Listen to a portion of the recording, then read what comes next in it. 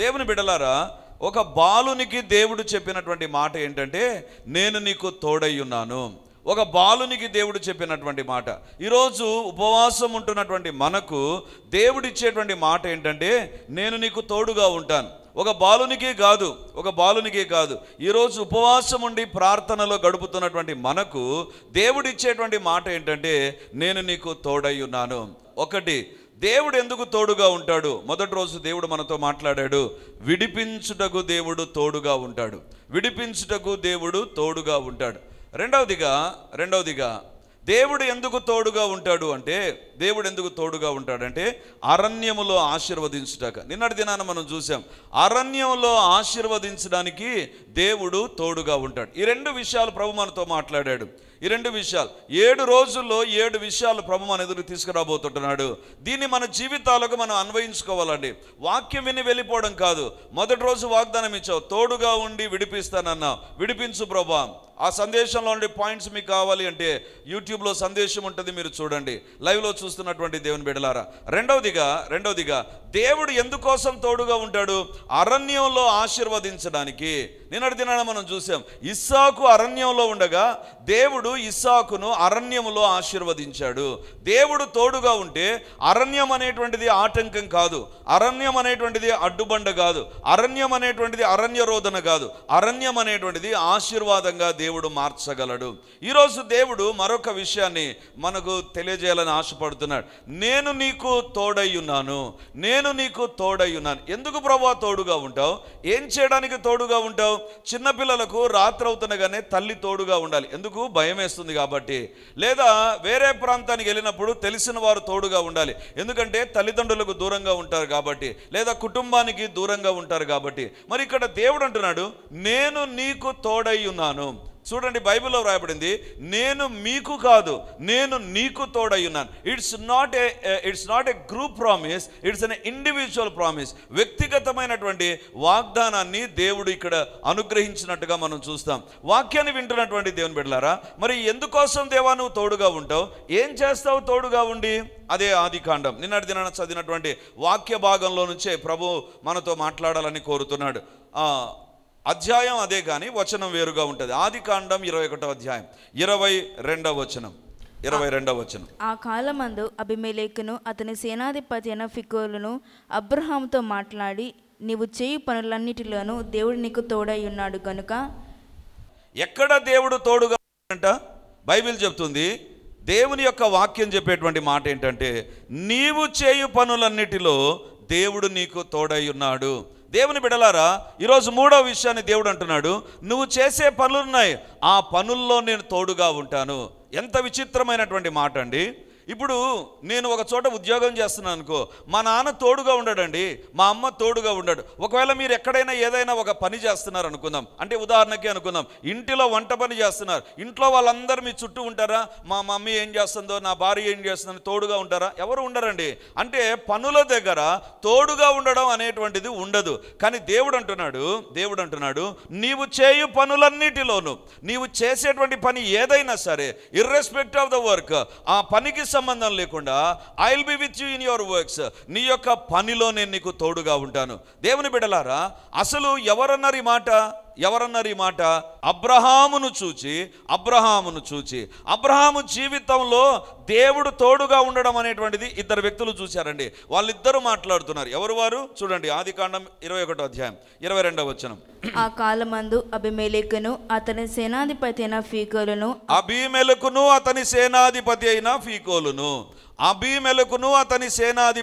ఫీకోలును ఇద్దరు వ్యక్తులు అబ్రహాము దగ్గరకు వచ్చి మాట్లాడుతున్నారు. 2 people came in front of Abraham. Abraham దగ్గరికి 2 వ్యక్తులు వచ్చారు. ఎవరు వాళ్ళు?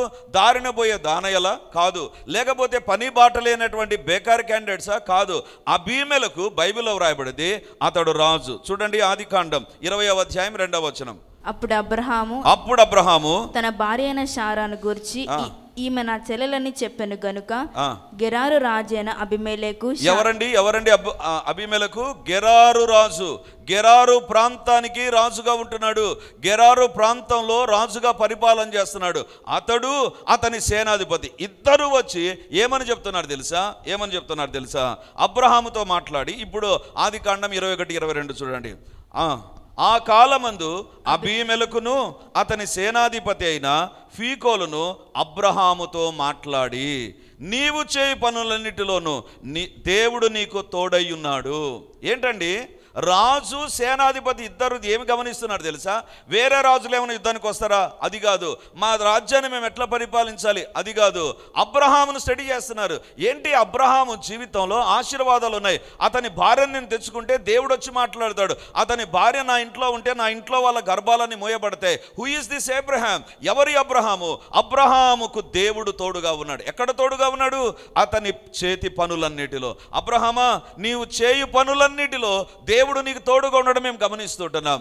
అంటే మా దగ్గర లేని ఆశీర్వాదాలు, రాజుగా సేనాధిపతిగా మా రాజ్యంలో లేని ఆశీర్వాదాలు నీ దగ్గర ఉన్నాయి అబ్రహామా, నీ దగ్గర ఉన్నాయి. కాబట్టి నీ దేవుడు నీకు తోడుగా ఉన్నాడు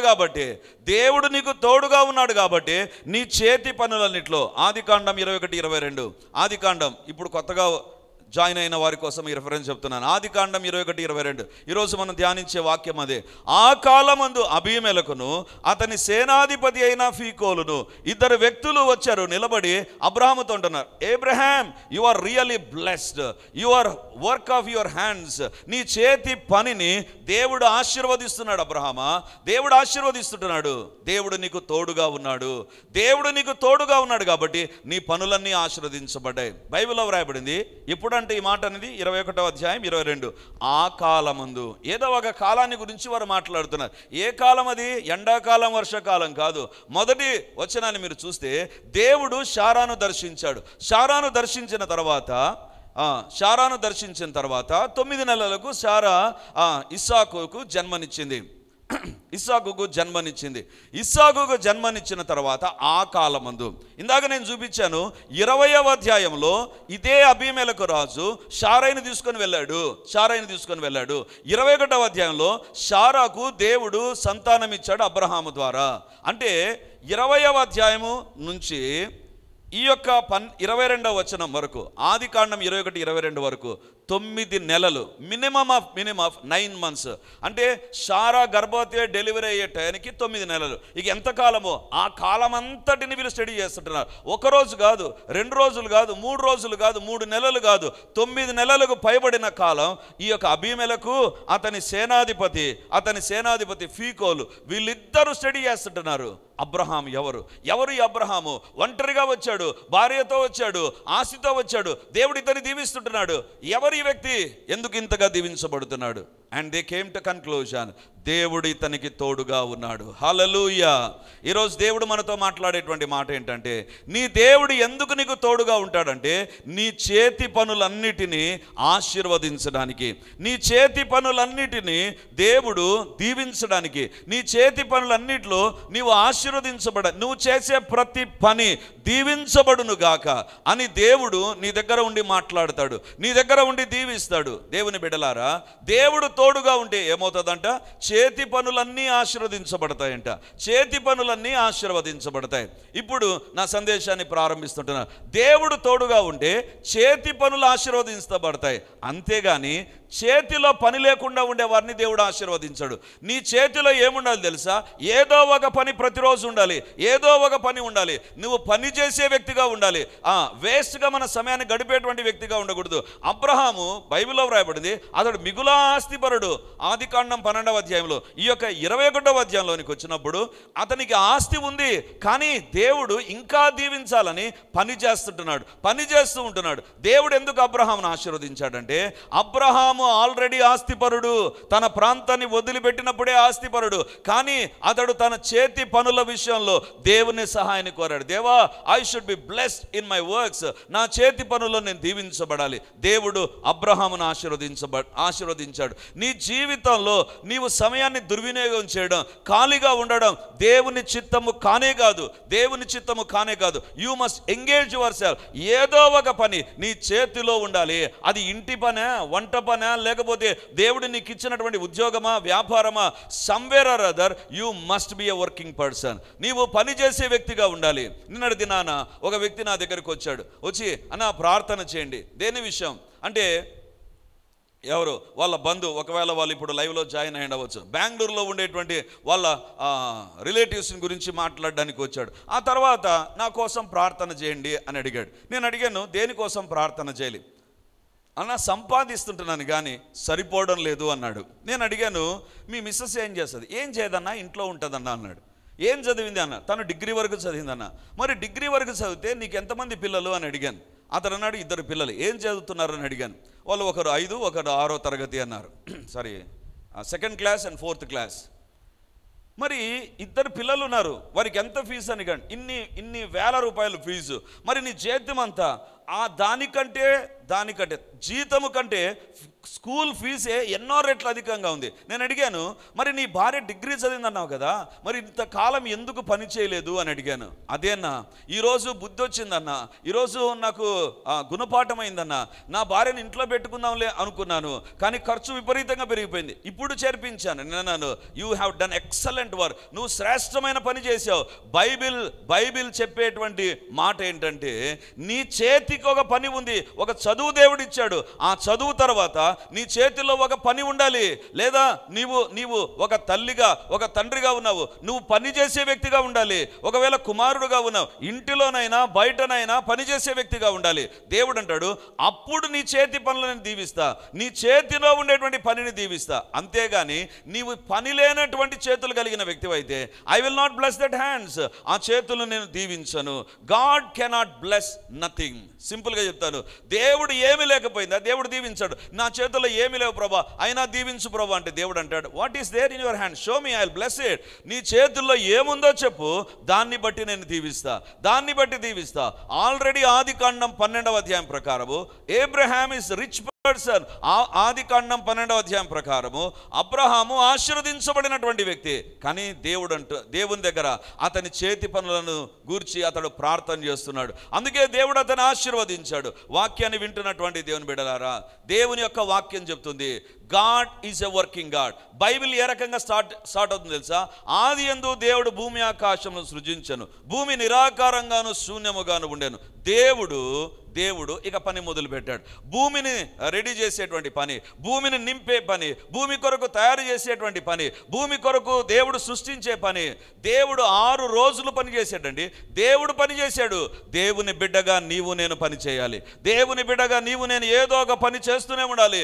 ఐడల్గా ఉండడానికి వీల్లేదు. దేవుడు ఈరోజు అంటున్నాడు, నీ చేతిలో పని ఉంటే చెప్పు, దాన్ని నేను దీవిస్తా. అంతేగాని నా చేతుల్లో పని లేదు ప్రభా, నేనేం పని చేయను ప్రభా, నన్ను దీవించు ప్రభా, ఇట్ ఈస్ అగెయిన్స్ట్ బైబిల్. అది బైబిల్కు వ్యతిరేకమైనటువంటిది. దేవుని బిడ్డలారా, గాడ్ కెనాట్ బ్లెస్ నథింగ్. ఏదో ఒకటి నీ చేతుల్లో ఉండి, దేవా దీన్ని దీవించు ప్రభా, ఈ పని సఫలంగా ఉండాలి, ఈ పని దీవించబడాలన్నప్పుడు దేవుడు దీవిస్తాడండి. ఇంకో మాట చెప్పనా, గాడ్ లవ్స్ ద వర్క్ అండి. దేవుడు పనిని ప్రేమిస్తాడు. అందుకే 6 దినాలు దేవుడు పని చేశాడంట. దేవుడు పని చేయడం ఏంటండి? దేవుడు పని చేయించే దేవుడు, పని చేయమని చెప్తాడు. అంతేగాని బైబిల్లో ఉండేటువంటి దేవుడు, హీ లవ్స్ ద వర్క్, ఆయన పనిని ప్రేమిస్తాడు. అందుకే 6 దినాలు ఆయన పని చేశాడు. 6 దినాలు ఆయన పని చేశాడు. ఈరోజు దేవుడు మనతో మాట్లాడుతుంటున్నాడు, నీ చేతిలో ఏముంది? ఈరోజు నువ్వు దీవెనలు లేవు అని బాధపడకు. నీ చేతిలో ఏమి లేదో చూడు. నీ చేతిలో ఉండాల్సి ఉన్నప్పుడు దాన్ని దేవుడు దీవించడం ప్రారంభిస్తాడు. ఈరోజు దేవుడు మనతో మాట్లాడుతుంటున్నాడు. దేవుడు అబ్రహామునకు తోడై ఉండెను. ఎక్కడ తోడుగా ఉన్నాడు? చేతి పనులన్నిటిలో. ఆ అబ్రహాము యొక్క పనులు దేవుడు ఆశీర్వదించే పనులుగా ఉన్నాయి. అంటే మన జీవితంలో మనం పనిచేసే వారమైతే God is ready to bless us. దేవుడు మనల్ని దీవిస్తాడు, దేవుడు మనల్ని ఆశీర్వదిస్తాడు. వాక్యాన్ని వింటున్నటువంటి దేవుని బిడ్డలారా, ఈ దేవుడు 7 రోజులు పనిచేశాడు. పనిని ప్రేమించే దేవుడు ఆదామును దేవుడు తయారు చేశాడండి. ఆదామును తయారు చేసి, ఆదామా నువ్వు ఏం చేస్తావు తెలుసా, నేను ఏదైనా తోటని వేసాను చూడు, ఏదైనా తోటలో నిన్ను పెట్టాను కాబట్టి ఏడాం నువ్వు ఏం చేయాలి తెలుసా, ఆదామా నువ్వు చేయాల్సిన పని ఏంటి తెలుసా, నీకు ఒక టేబుల్ ఇస్తా, ఒక రిక్లైనింగ్ చైర్ ఇస్తా, ఈజీ చైర్ ఇస్తా, కూర్చో, పక్కన పండ్లు పెట్టుకో, నీ ఎదుట ఒక టీవీ పెడతా, దానికి ఒక రిమోట్ ఇస్తా, కూర్చొని చూస్తూ బ్రో చిల్గా. ఇదే కదా ఈరోజు వింటుంటాం మనం ఎంజాయ్ చేయాలండి. ఆదాముకు దేవుడు ఏమని చెప్పాడు తెలుసా, ఎంజాయ్ చేయని చెప్పలేదు. ఏదైనా తోట ఇచ్చాను, మనకు తోటలోనికి వెళ్తే ఏం చేస్తామండి, తోటలోనికి వెళ్తే ఏం చేస్తాం. ఆ మధ్య కాలంలో తిప్పిరెడ్డిపల్లెలో సండే స్కూల్ రిట్రీట్ జరిగింది. అయిపోయిన తర్వాత తిప్పిరెడ్డిపల్లెలో ఉన్నటువంటి సుమన్ వాళ్ళు ఏమన్నారంటే, అన్న పక్కన తోట ఉంది, తోట పోయిన తర్వాత నేను గమనిస్తూ ఉన్నా, తోటలోనికి వచ్చిన తర్వాత ఏం చేస్తారు అందరూ ఏం చేస్తారంటే ఒక్కొక్కరు దే బిగాన్ టు ఎంజాయ్, సెల్ఫీలు తీసుకున్నారు, సెల్ఫీలు ఆ చీనీ పండ్ల తోట అంటే చీనీ పండ్ల తోట మీద దాడి మొదలు పెట్టారు, ఇంకా ఎక్కడ పండ్లు దొరుకుతాయని. అంటే తోటలో ఏం చేస్తారు, తోట ఆల్రెడీ రెడీగా ఉంది. ఆదామును చూసి దేవుడు అంటాడు, రిలాక్స్ మ్యాన్, ఇంకా రిలాక్స్గా ఉండు, నేను తయారు చేశాను కాబట్టి రిలాక్స్ యువర్ సెల్ఫ్ అని చెప్పలేదు. నీ జీవితంలో నీవు రిలాక్సేషన్ మోడ్లోకి రా ఆదామా అని చెప్పలేదు. దేవుడు ఏమన్నాడు చూడండి, ఆదికాండం 2వ అధ్యాయం 17వ వచనం. మరియు దేవుడైన యెహోవా నరుని తీసుకొని ఏదేను తోటను సేద్యపరచుటకును దాని కాచుటకును దానిలో ఉంచెను. ఏదేను తోటను సేద్యపరచుటకును దాని కాచుటకును దానిలో ఉంచాను. ఆదామా chill yourself, relax yourself అని దేవుడు చెప్పలేదు. దేవుడు అంటున్నాడు, ఆదామా నువ్వు సేద్యపరచు, దట్ ఈస్ నెంబర్ 1. నెంబర్ 2 దాన్ని కాచు. సహోదరుల సహవాసంలో ఒకరోజు ఇదే మాటను గురించి నేను మాట్లాడు. ఆదామును దేవుడు ఏమన్నాడు తెలుసా, ఏదేను తోటను కావలికాయ అన్నాడు, కాచు ఆదామా అన్నాడు. ఇప్పుడు చెప్పండి, ఎవరు కాపు దలా ఉంటారండి? ఎవరో ఒకరు వస్తారంటే ప్రపంచంలో ఎవరైనా ఉన్నారా? ఆదాము అవ్వ తప్ప ఎవరైనా ఉన్నారా? లేరు, ఎవ్వరు లేరు. అయినా దేవుడు ఆదాముకు చెప్తాడు, ఈ తోటను కాయవలసిన బాధ్యత నీది, ఈ తోట దగ్గర జాగ్రత్త వహించాల్సింది నువ్వు. పాపం ఎందుకు వచ్చింది తెలుసా, ఆదాము తోటను సరిగా కాపు కాయలేదు కాబట్టి హవ్వ దగ్గరికి సాతాను వచ్చేసాడు. దేవుని బిడ్డలారా, ఆదాము చేయవలసిన పని ఎప్పుడైతే చేయలేదో, ఆదాము ఏదేను తోటను కాపు కాయాలి, ఆదాము ఏదేను తోటను సేద్యపరచాలి. ఒకదాన్ని ఇచ్చాడు దేవుడు, ఆదామా ఏదేను తోట నీకు ఇస్తున్నా, దీన్ని సేద్యపరిచి అభివృద్ధి చేయి, దీన్ని సేద్యం చేసి ఇంకా పెద్దది చేయి, దీన్ని కాపుదలకాయ. దేవుడు ఆదాముకు చెప్పినటువంటిది ఏంటి తెలుసా, పని చేయి ఆదామా, పడుకో కాదమ్మా, రిలాక్స్ కావా కాదమ్మా, నాకేం లేదనుకో కాదమ్మా, నీ దగ్గర ఏదేను తోట ఉంచాను, ఏదేను తోటలో నువ్వు పని చేస్తే ఈ యొక్క ఫలాన్ని నేను నీకు ఇస్తాను. అంటే 16వ వచనంలో ఆదికాండం 2:15లో దేవుడు అంటాడు, సేద్యము చే కాచు, ఈ రెండు చెప్పాడు. ఇక 16వ వచనంలో చూడండి, మరియు దేవుడైన యెహోవా ఈ తోటలోని ప్రతి వృక్ష ఫలములు నీవు నిరభ్యంతరంగా తినవచ్చు. ఎప్పుడు తినాలి? సేద్యం చేసిన తర్వాత తిను. If you don't work you are not having a right to eat. అది దేవుడు చెప్పినటువంటిది. ఆదామా నిన్ను నేను నా చేతులతో కలగజేశాను, కానీ ఒకటి మాత్రం వాస్తవం, నువ్వు పని చేయాలి ఆదామా, నువ్వు పని చేయాలి. Don't be Idol. నువ్వు పని చేసిన తర్వాత 15వ వచనం తర్వాతనే 16వ వచనం, 15వ వచనంలో పని చేయి, 16వ వచనంలో తిను. అంతేగాని తిని కామ్గా ఉండడం నా చిత్తము కాదు. దేవుని బిడ్డలారా, ఈరోజు దేవుడు అంటున్నాడు, ఏదేను తోటలోంచి బయటకు వచ్చిన తర్వాత ఆదాము ఏం చేశాడండి? దేవుడు చెప్పిన పని చేయడం ప్రారంభించాడు, సేద్యం చేయడం ప్రారంభించాడు. ప్రియమైన వారలారా, సహోదరుల సహవాసంలో ఇదే చెప్పాను, సేద్యము చేయడం అంటే ఈరోజు మనకి పదం అర్థమవుతుంది. సేద్యం చేయాలంటే భూమిని దున్నాలి, భూమిని దున్నిన తర్వాత విత్తనాలు వేయాలి, విత్తనాలు వేసిన తర్వాత దానికి నీరు పెట్టాలి, దీన్ని సేద్యం అంటాం. ఆదాముకి ఇవేం తెలియదు. దేవుడు అంటున్నాడు, you have to do that, నువ్వు చెయ్యాలి. అంటే ఆదాముకు దేవుడు పనిని నేర్పించాడు, ఈ దినాన దేవుడు మనతో మాట్లాడుతాడు. If you are chilling in your house, నీ యొక్క ఇంటిలో నువ్వు ఏం పని చేయకుండా రిలాక్సేషన్లో ఉన్నావా, you are going to be the weapon of the devil. సాతాను యొక్క సాధనంగా నువ్వు మారిపోతావు. ఆదాముకు పని చెప్పాడు కదా అని అవ్వ ఏం చేసింది తెలుసా? పని చేయకుండా అంతే కదా, పని చేయకుండా ఆదాము సేద్యం చేస్తుంటే అవ్వ ఏం చేసింది? షికారుకు పోయింది. నీకు పని ఏంటి తెలుసా? అవ్వ సాటి అయిన సాయంగా ఉండు. ఆదాము పని చేస్తుంటే ఆదాము హెల్ప్ఫుల్గా ఉండు అంటే అవ్వ హెల్ప్ఫుల్గా లేదు. నీ పని నీదే, నువ్వు పని చేసుకో, నాకేం పని, నేను తిరుగుతాను, నేను కాముగా ఉంటాను, నేను పోయి అటు ఇటు తిరుగుతాను, అందుకే పడిపోయింది. దేవుని బిడ్డలారా, ఎవరైతే వారి జీవితంలో దేవుడు ఇచ్చిన పనులు చేయకుండా దేవుడు కోరుకున్నటువంటి పని అనేటువంటిది వాళ్ళ జీవితంలో మిస్ అయిపోతుందో వాళ్ళలోనికే సాతాను ప్రవేశిస్తాడు. వాళ్ళలోనికే, వాళ్ళ శరీరంలోనికి, వాళ్ళ తలంపులోనికి సాతాను ప్రవేశిస్తాడు.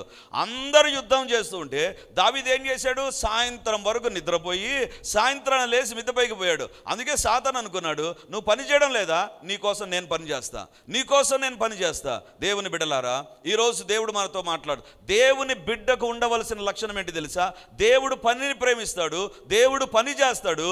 నీవు నేను కూడా పని కోసమే సృష్టించబడ్డాం. నీవు నేను పని కోసమే.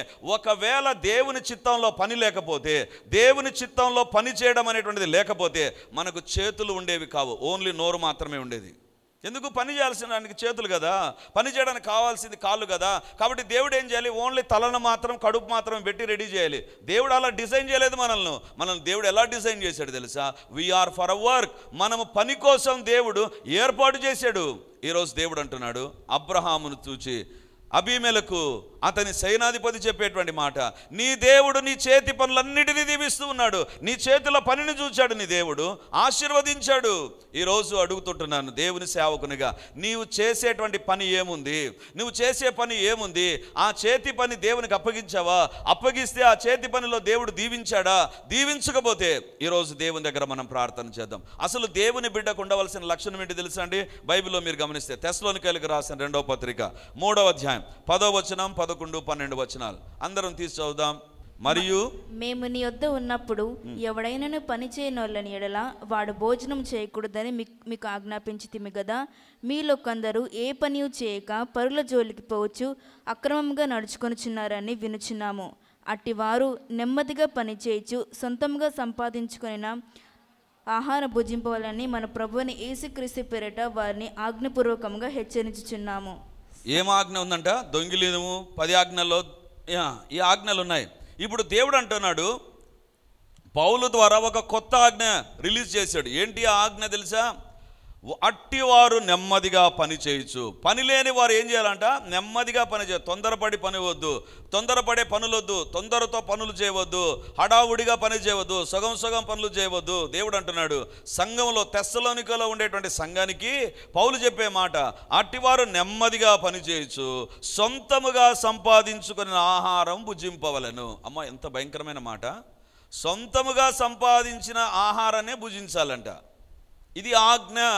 అంటే నీవు చేసేటువంటి పని ద్వారా వచ్చేటువంటి దాన్ని తినేటువంటి దేవుని బిడ్డగా నువ్వు ఉండాలి.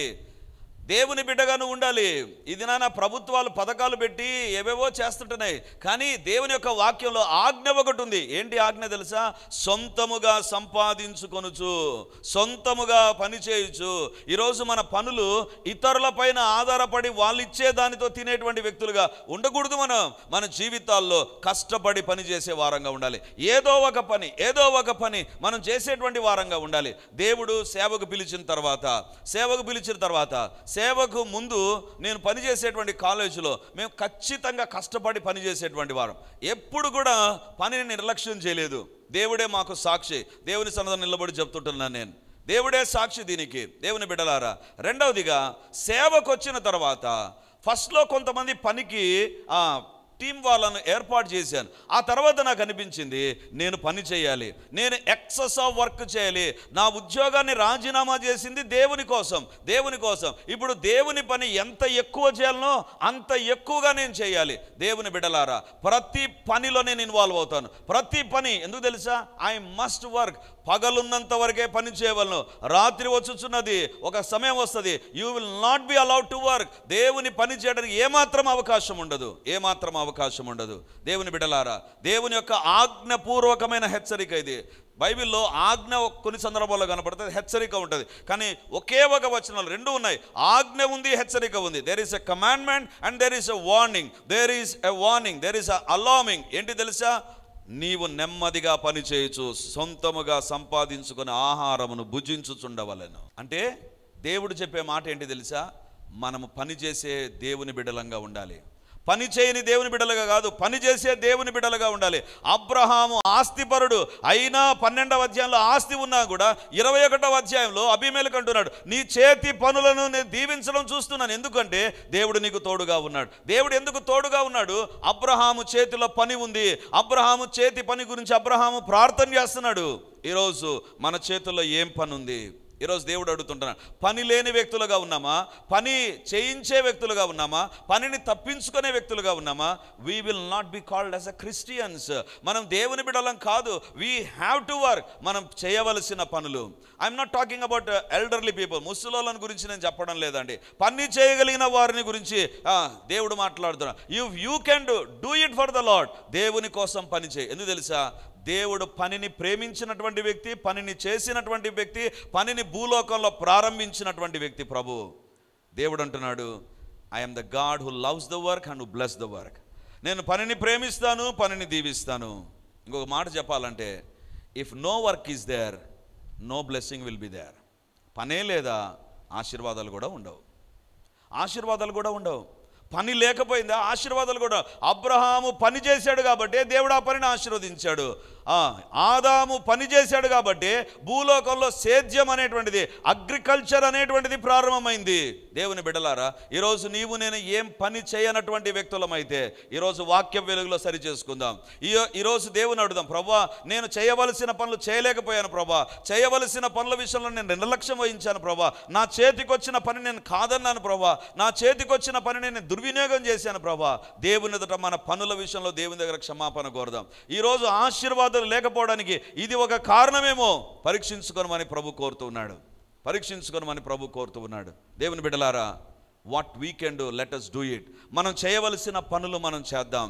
మన ఇంట్లో పిల్లలు పని చేయనటువంటి వారుగా ఉన్నారు, let us pray for them. దేవా వీళ్ళు సోమరులుగా ఉండకూడదు, వీళ్ళు పని చేయాలి ప్రభా. They have to work, they have to work. దేవా పని చేసేటువంటి మనస్తత్వాన్ని దయచేయండి, పని చేసేటువంటి శరీరాన్ని దయచేయండి, పని చేసేటువంటి వ్యక్తులుగా మా కుటుంబం అందరూ ఉండాలి ప్రభా.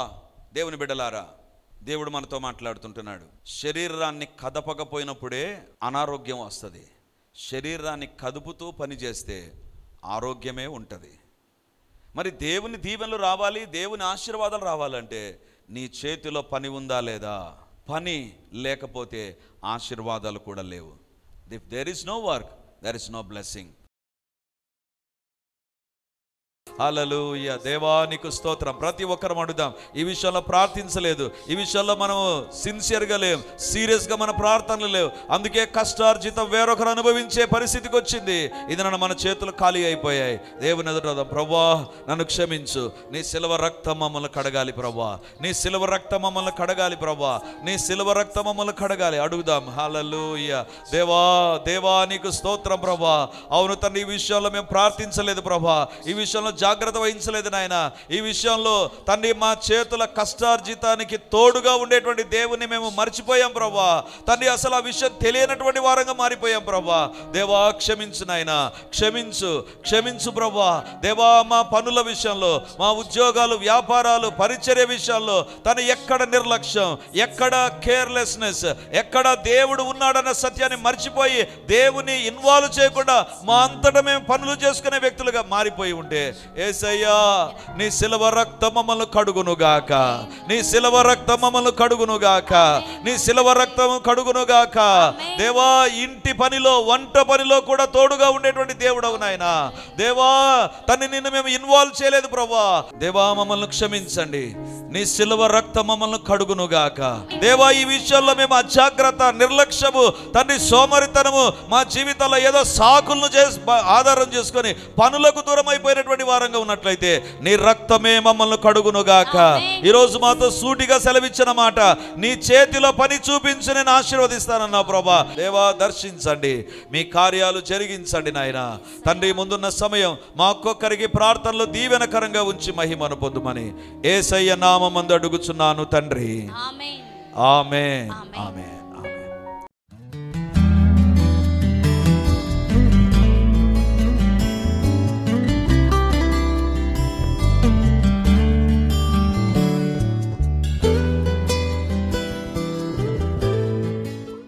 Praise the Lord. యేసుక్రీస్తు పరిశుద్ధ నామందు ఈ యొక్క విమోచన గడి అనే టీవీ కార్యక్రమాన్ని వీక్షిస్తున్నటువంటి దేవుని బిడ్డలారా, మీ ఒక్కొక్కరికి నా హృదయపూర్వకమైనటువంటి వందనాలు, శుభములు, ప్రార్థనలు తెలియజేస్తున్నాను. దేవుని యొక్క ఉచితమైన కృపను బట్టి ప్రతి ఆదివారం ఉదయం 9:30 గంటలకు మొదటి ఆరాధన రెడీమర్ చర్చిలో జరుగుతూ ఉంది. వందలాది మంది ప్రజలు హాజరై దేవుని దీవెనలు పొందుతుంటున్నారు. మీరు కడప చుట్టూ ఉండేటువంటి గ్రామాల్లో ఉండేటువంటి వారైతే, సమీపాన ఉండేటువంటి వారైతే ఆదివార ఆరాధనకు తప్పకుండా హాజరై దేవుని దీవెనలు మీరు పొందాలని కోరుతుంటున్నాను. మీకోసం ప్రత్యేకంగా దేవుని యొక్క సందేశం, ప్రత్యేకమైన ప్రార్థనలు, వ్యక్తిగతంగా మిమ్మల్ని కలుసుకొని మీ గురించిన విషయాలు తెలుసుకొని ప్రార్థించాలని మేము సిద్ధంగా ఉన్నాం. కాబట్టి ఈ యొక్క రెడీమర్ చర్చ్ కడప నడిబొడ్డున ఉండేటువంటి కోట్రేడి సర్కిల్ దగ్గర నారాయణ కాలేజ్ ఎదురుగా ఉండేటువంటి ఇంతకుముందు ఉన్నటువంటి స్టార్ థియేటర్లో ఇప్పుడు జరుగుతూ ఉంది. కాబట్టి తప్పకుండా ఇతర ప్రాంతాల నుంచి వచ్చే వారికి కూడా బస్ ఫెసిలిటీ కూడా చాలా దగ్గరగానే ఉంటుంది. కాబట్టి తప్పకుండా మీరు మీ కుటుంబాలు హాజరై ఈ వాక్యపు దీవెనలు, ప్రార్థనా శక్తిని, దేవుని యొక్క అద్భుతమైనటువంటి సన్నిధిని ప్రతి ఆదివారం ఉదయం 9:30కు జరిగేటువంటి ఆరాధనలో హాజరై దేవుని దీవెనలు పొందాలని కోరుతూ ఉన్నాను. సాయంత్రం 7 గంటలకు కూడా 2వ ఆరాధన ఉంటుంది. తప్పకుండా ఈ 2 ఆరాధనలకు మీరు హాజరై దేవుని దీవెనలు పొందాలని కోరుతూ ఉంటున్నాను. మరిన్ని వివరాలకు ఈ కింద కనబడుతున్నటువంటి నంబర్ 9845669572 లేదా 9440407722కు మీరు కాల్ చేసి వివరాలు తెలుసుకోవాల్సిందిగా కోరుతున్నాను. God bless you.